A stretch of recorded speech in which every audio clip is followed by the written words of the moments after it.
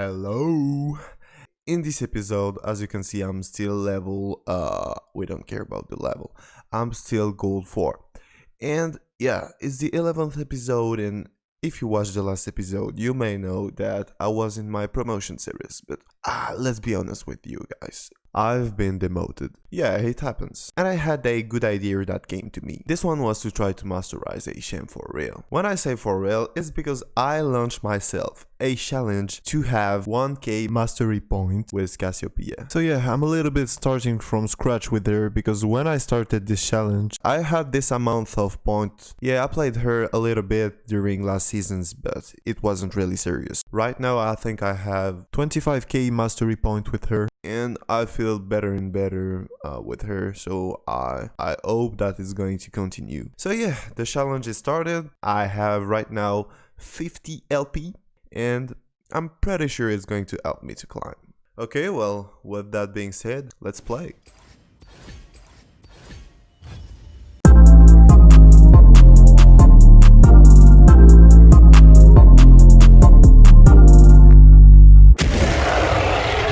Okay, this game I am against a Ilaoi. This is the matchup where you have to dodge a lot in lane or you're going to die. And here are the runes I use when I play Cassiopeia. The only thing I change is the resistance if I'm playing against a AP or a AD champ. My gameplay when I play Cassiopeia is always following the same pattern in the beginning, which is to play safe until being able to buy the tier of the godness. The reason is that you don't have a lot of mana and you can't really use your E to poke the opponent because it's going to cost you too much mana. One of the passive action of your E is that it's going to give you back the mana cost of the ability when you last hit minions. So of course you want to use it to clear waves, but in the beginning of the game this is almost the only way you want to use it. The goal of your first reset is to have 850 gold, then you can buy the tier of the godness, and I think that when you reach this amount of gold you should better back because you need to stack mana in your tier, so the quicker you buy it, the quicker you're going to stack mana. When you have your tier of gold, you can start to do some short trades, so you want to use your Q to put poison on the enemy, and then you're going to use your E because it's going to deal more damage if you poison the opponent. I say short trades because you still don't have a lot of mana. Remember that after your first bag, you have invested your gold in mana and not in AP, so what you're going to do is to still play safe because you still don't have a lot of damage. And you want to last hit the better you can, then you can buy some AP after your second reset. And yeah, you saw I died, whatever.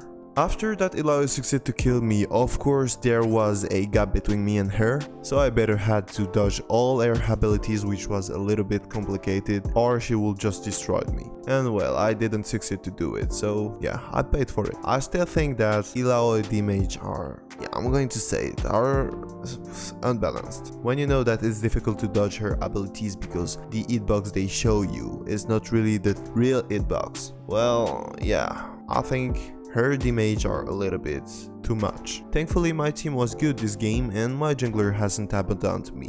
So Ilaoi used her ult and she stayed on lane, so yeah, with a Evelyn I wouldn't do the same. So my Evelyn came back and thanks to her passive she got back a lot of HP, but because of Nocturne ult I couldn't go forward. I didn't know if he was using it for me, but he wasn't, so after knowing this I could went forward and start to trade Ilaoi again. I would have expected that Evelyn let me the kill, but never mind. Back in lane I felt that something was going to happen near to the bot lane, so I decided to use my TP. I couldn't see anything again because of Nocturne ult, but it seemed that my team was doing well. And I kinda TP for nothing, but better this than the opponent team kill all my teammates, right? At the end I used it, so I had to do something. This is why I started to do the Drake. So yeah, we managed to get the Drake, but during this time I wasn't on the top lane, and then Ilaoi took the second top turret. Right now it seems to be teamfight time, finally a little bit of action because it's, yeah, it's a little bit boring. So what's going to happen? Am I going to kill someone or what? Let's try to get Ilaoi. Now that she's CC'd, just look how tanky she is, like, man, come on. Oh, you want me to kill this alone? Yeah, I didn't get the kill, but whatever. So when your team is doing so well as a top laner, the only thing you want to do is to go back on your lane and just farm and get bigger and bigger because your team doesn't need your help, but they FF. So it's even juicier. For the next game I was against a Jax, and I kinda like this matchup because in the beginning of the game, Jax is so squishy that you're just a mess for him. I mean, you just have to do some short trades because he's going to lose a lot of HP because he's so squishy. And as a Jax player, what you want to do is to jump on the opponent and all in him. This is the only thing you want to do. And with Cassiopeia, if you play it well, in the beginning of the game, of course, you're supposed to win. And sometimes when you feel good in your game, you do some crazy stuff, and I thought that this TP was a good idea, but again, it wasn't. I mean, I couldn't know that Nautilus couldn't grab him. It was a easy grab, I think, but whatever. My Lulu did a great rotation because she went top while I was doing the dragon to defend it. So I had to go mid to do the same. And to be honest, I a little bit underestimated Sylas. I forgot how strong was the champ. So yes, I got punished. Back in the top lane, well, I did the same mistake. I forgot how Jax was scaling, and I went on lane without my ult, so I shouldn't expect more. You can see that something was happening in my jungle and I wanted to be part of it, so I just went there. My Lulu was getting used like a punching ball, so I just had to stay behind and hit Jax as much as possible.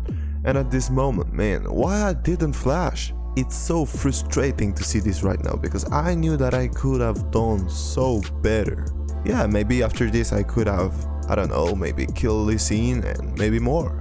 And when you see, oh, I used my flash, I mean, come on. And right now what you're going to watch is just bullshit. I don't know what I did. Maybe it was too much stress, I don't know, but it was really ugly. Man, just look, I just went on Senna's route. What I was doing, man? It's like if my brain didn't wanted me to play in this stress situation anymore. Man, I have to masterize this type of situation.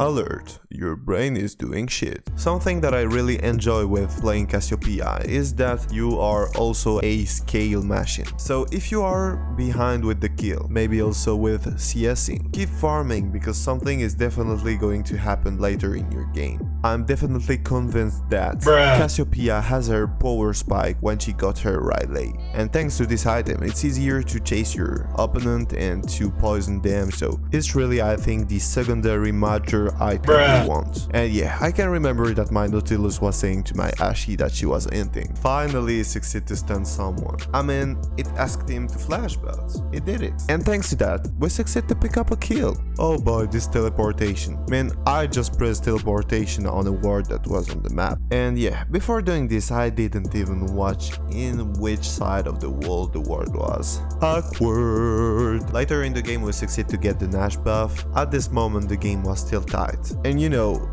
I don't want to put the fault on him, but my support was trolling a little bit and I was doing a lot of mistakes, so it was complicated. I think that if my game was still going on, it was because my Ashe was doing really well. Sometimes, man, you need to give credit to your teammates. The player behind her was good.